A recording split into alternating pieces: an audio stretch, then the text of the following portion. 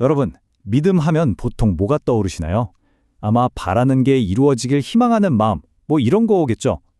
근데 만약에요, 이 믿음이라는 게 단순한 희망이 아니라 이미 존재하는 현실을 알아차리는 기술이라면 어떨까요?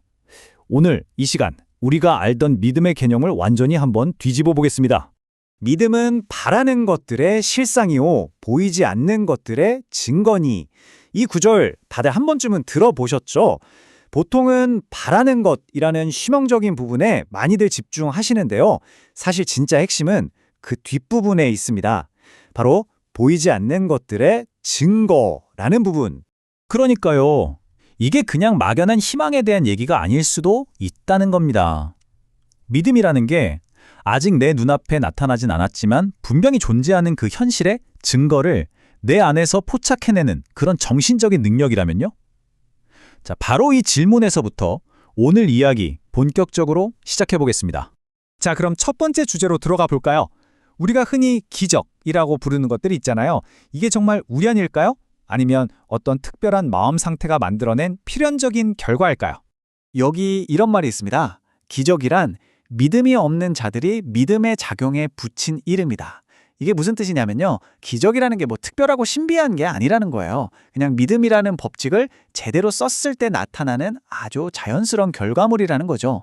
뭐랄까? 과학 법칙 같은 거예요. 그 법칙을 모르는 사람들 눈에만 이게 기적처럼 보이는 거고요. 자, 그럼 이 믿음의 법칙, 그 핵심 개념이 대체 뭘까요? 바로 오늘 이야기의 가장 중요한 부분입니다. 가정의 법칙이라는 거죠. 제발 이렇게 됐으면 좋겠다. 이게 아니라는 겁니다. 가정의 법칙에서 말하는 믿음은요, 내가 원하는 게 이미 현실이라는 걸 그냥 아는 거예요. 알아차리는 거죠. 눈앞에 보이진 않아도 내 의식 속에서는 이미 그게 진짜 현실인 상태. 바로 이게 진짜 믿음이라는 겁니다. 아니 근데 잠깐만요. 없는 걸 어떻게 있다고 가정하죠? 말이 안 되잖아요. 그쵸? 근데 여기서 정말 어마어마한 전제가 하나 나옵니다. 바로 창조는 이미 끝났다는 거예요. 이게 무슨 말이냐면 여러분이 상상하고 바랄 수 있는 모든 건 이미 이 세상 어딘가에 가능성으로 존재하고 있다는 뜻입니다. 그러니까 우리가 뭔가를 간절히 바랄 수 있다는 것 자체가 그게 이미 실현 가능한 옵션이라는 강력한 증거라는 거죠. 정말 대단하지 않나요? 자, 여기서 아주 중요한 포인트를 짚고 넘어가야 합니다. 믿음은요, 우리가 흔히 생각하는 그런 신념과는 완전히 달라요. 왼쪽을 보세요. 이게 일반적인 관점이죠. 신이나 운명 같은 외부 존재에 기대는 거요. 일종의 수동적인 희망이죠. 근데 오른쪽, 가정의 법칙을 보세요. 믿음은 그냥 내 의식의 활동 그 자체라고 말합니다. 수동적인 희망이 아니라 적극적으로 아는 상태라는 거죠.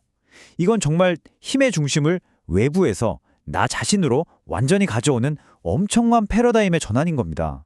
자, 그럼 이 새로운 관점을 가지고 우리가 잘 아는 고대의 지혜들을 다시 한번 들여다볼까요?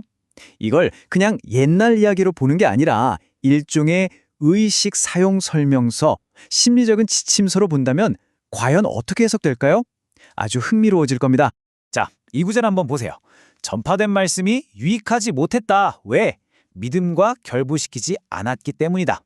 여기서 말하는 말씀이 뭘까요? 또 유익은 뭘까요? 그리고 왜 꼭 믿음이랑 합쳐져야만 효과가 있는 걸까요?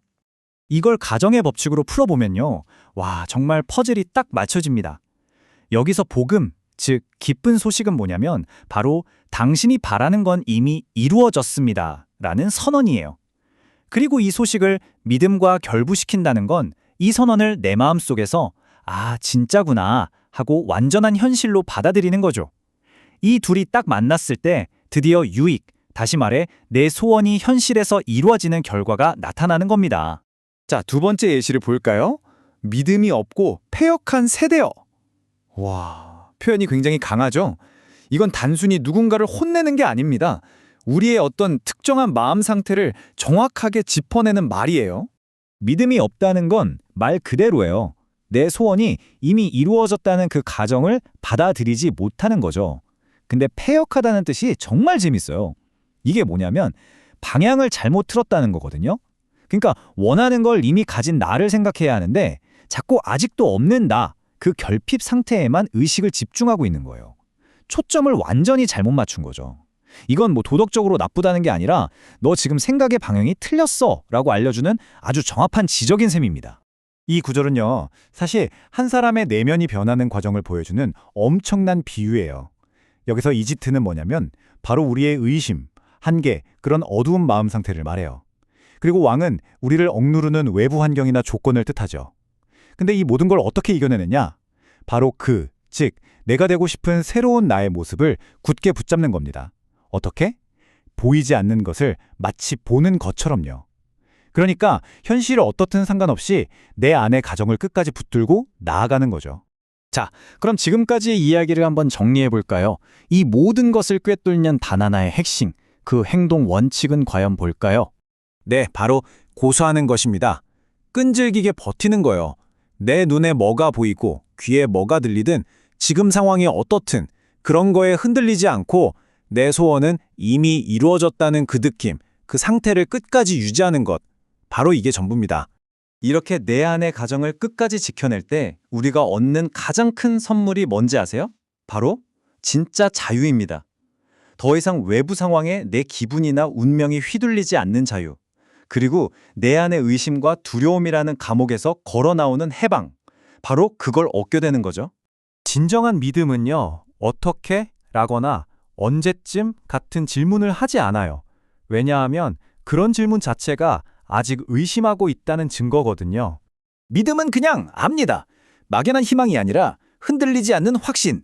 이것이 바로 오늘 우리가 함께 알아본 새롭게 정의된 믿음입니다. 자, 이제 이 강력한 원리는 여러분의 것이 됐습니다. 이걸 쓸지 말지는 오직 여러분의 선택에 달려있죠. 마지막으로 이 질문을 한번 스스로에게 던져보세요. 나는 오늘 어떤 보이지 않는 현실을 나의 진짜 현실로 보기로 선택할 것인가?